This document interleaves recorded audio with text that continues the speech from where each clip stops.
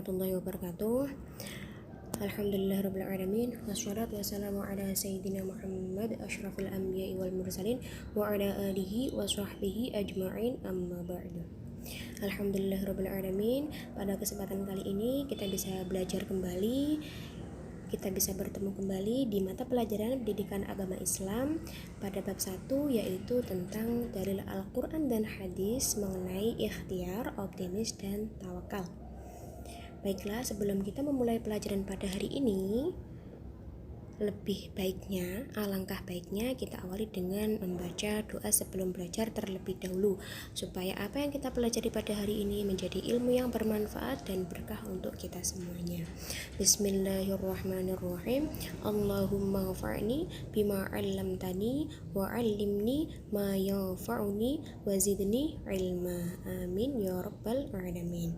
Baiklah, pada pembelajaran kali ini saya akan menyebutkan tujuan pembelajaran pada hari ini. Yang pertama adalah siswa dapat memahami makna surah Az-Zumar ayat 53 tentang optimis.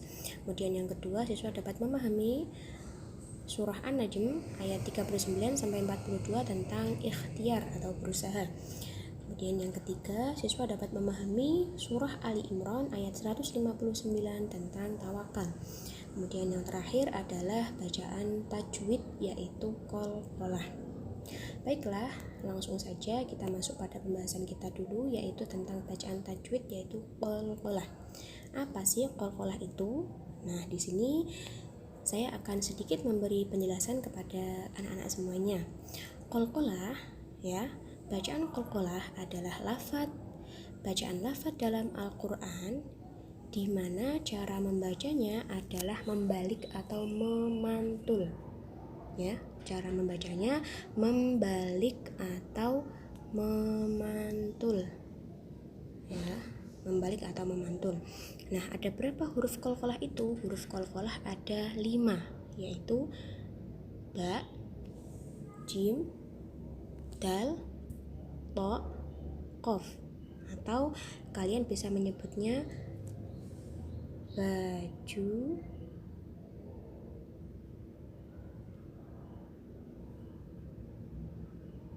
di, toko, ya, baju di toko. Nah, qalqalah ada 2 macamnya. Yang pertama adalah qalqalah sugro, yang kedua adalah qalqalah kubro. Qalqalah sugro adalah apabila ada huruf qalqalah yang berharokat sukun atau matinya mati asli. Kemudian yang kedua adalah qalqalah kubro, yaitu apabila huruf qalqalah yang 5 tadi berharokat hidup. Berharokat hidup itu berarti bisa berharokat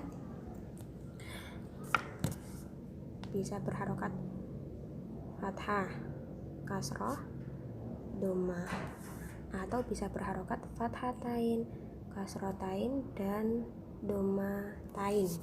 Itu namanya berharokat hidup, ya, berharokat hidup tetapi diwakofkan.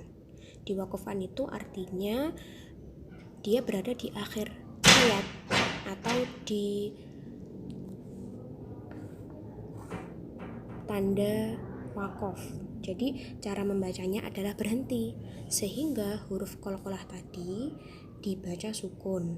Jadi dia berharokat hidup tapi cara membacanya sukun. Jadi matinya karena diwakofkan. Itu adalah qalqalah kubro. Sekarang kita amati contohnya. Untuk contoh qalqalah sugro, kita lihat contoh qalqalah sugro. Di sini kita ada contoh, yaitu surat Al-Lahab.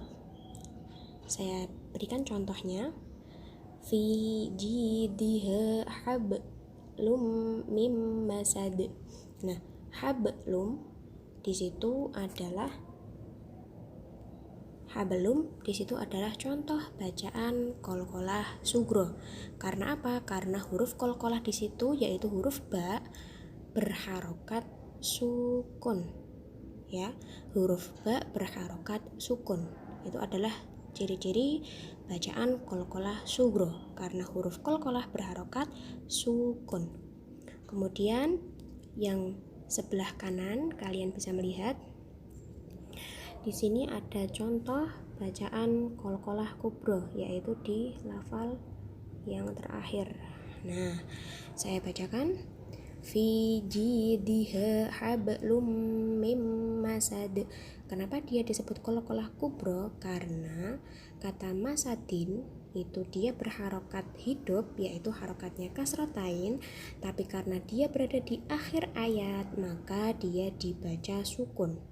Jadi dia mati karena diwakafkan. Maka dari itu cara membacanya adalah qalqalah kubro, yaitu memantul mim masad. Nah, itu adalah contoh bacaan qalqalah kubro yang ada di surat Al-Lahab. Ya, surat Al-Lahab ayat yang kelima itu ada dua bacaan, yaitu qalqalah sugro ya, dan qalqalah kubro ini. Kemudian yang selanjutnya kita masuk di surat Az-Zumar ayat 53. Surat Az-Zumar berada di juz 23 sampai 24. Surat Az-Zumar adalah surat yang ke-39 di dalam Al-Qur'an, yang mana jumlah semua surat di dalam Al-Qur'an adalah 114 surat. Az-Zumar artinya rombongan-rombongan. Di sini sudah saya tuliskan surat Az-Zumar ayat 53. Saya bacakan. A'udzu billahi minasyaitonir rajim. Bismillahirrahmanirrahim. Qul ya ibadiyalladzina asrafu ala anfusihim la taqnatu mir rahmatillah. Innallaha yaghfirudz dzunuba jami'a. Innahu huwal ghafurur rahim. Artinya, katakanlah wahai hamba-hambaku yang melampaui batas terhadap diri mereka sendiri, janganlah kamu berputus asa dari rahmat Allah. Sesungguhnya Allah mengampuni dosa-dosa semuanya. Sungguh dialah yang maha pengampun lagi maha penyayang.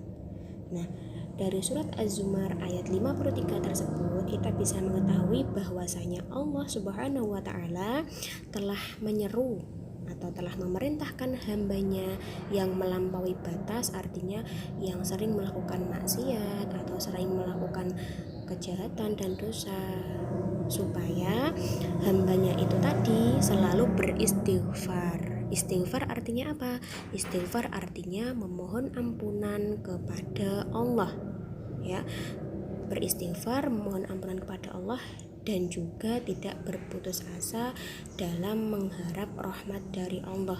Karena apa? Karena rahmat Allah itu luas, dan ketika kita selalu optimis, kita selalu berpikir positif, insya Allah Allah akan memberikan rahmatnya kepada kita, dan kita akan diampuni dosa-dosa kita yang telah terlewat. Seperti itu adalah surat Az-Zumar ayat 53 yang menjelaskan tentang perilaku optimis, yaitu perilaku sikap berpikir positif, ya. Kemudian yang selanjutnya adalah surat An-Najm, ya. Surat An-Najm ayat 39 sampai 42. Di sini sudah saya tuliskan. Kita baca bersama-sama.